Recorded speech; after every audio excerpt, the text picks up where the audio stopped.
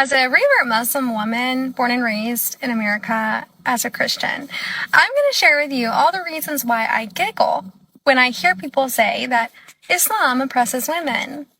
And we're going to use all of the number one discussed topics, starting with that a woman's opinion is equal to half of a man's. So this is in relation to finance or business or trade or what have you, along those lines, right?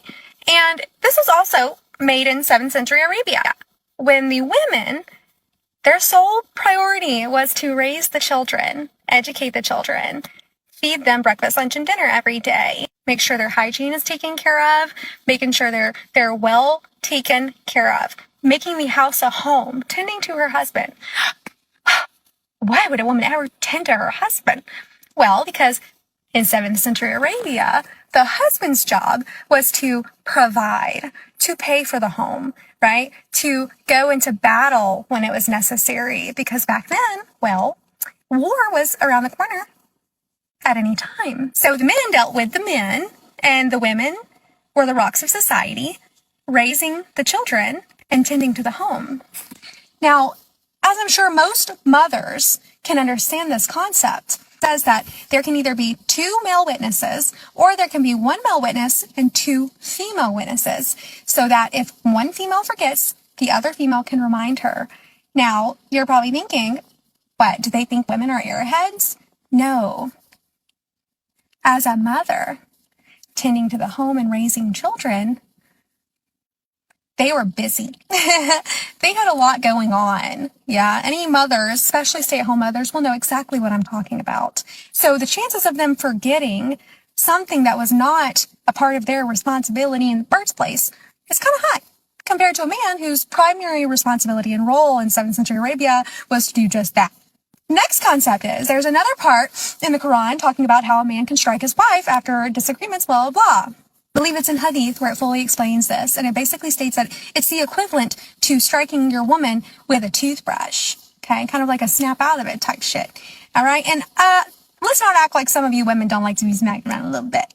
Prophet Muhammad, peace be upon him, never hit his wives. He was very kind to his wives and treated them with the utmost respect. In fact, I don't think a lot of people realize this, but a lot of his wives were actually widows or running from persecution, and that's why he married them, to give them safety. Obviously, if Muslims follow Prophet Muhammad, peace be upon him, in the way he acted, it's kind of a given that you don't actually abuse your wife. Hijab's the next one. How women are forced to be modest. Well, men are too, in case you didn't know this. Men also have a dress code. And they're told that if they see a woman, no matter what she's wearing, even she could be butt naked, okay? Butt naked. He is to look away. And Allah sees everything, so he can know if the man didn't look away when he was tempted by something. I don't know about you, but when I take my child to the water park that's made for children, I would much prefer not to see a woman's tickle bitties hanging out of her skimpy little bikini top. Or if I take her to the park, I would much prefer not to see a woman with her whole ass out. True story. When you hear of these countries like Iran, when they force modesty, just take a step back and think, why is it such a problem not to allow people to walk around half fucking naked? Back before I was Muslim and I just dressed trendy and however I wanted, I was treated so very differently than how I'm treated now when I dress more modestly out in public. I used to get the dirtiest DMs ever before becoming Muslim and having a Muslim following.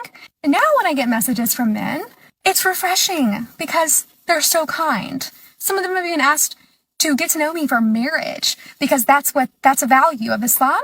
That's what they want, a wife. They want wives and husbands. They want marriage and family. Remember when that used to be a core value of Americans back in the day, right? And it's not anymore. Hookup culture? What is that? What is that? Not in Islam. So, trust me, from someone who's lived both lives, the grass is not always greener on the other side. And I feel like here in America, we're learning that now, considering now women have to work every single fucking day, have children, tend to the children, because men just don't have that same aspect that women do when it comes to raising kids, that maternal instinct in us. They don't have it. So then we come home and we tend to the children and tend to the house, all while working a fucking job every day.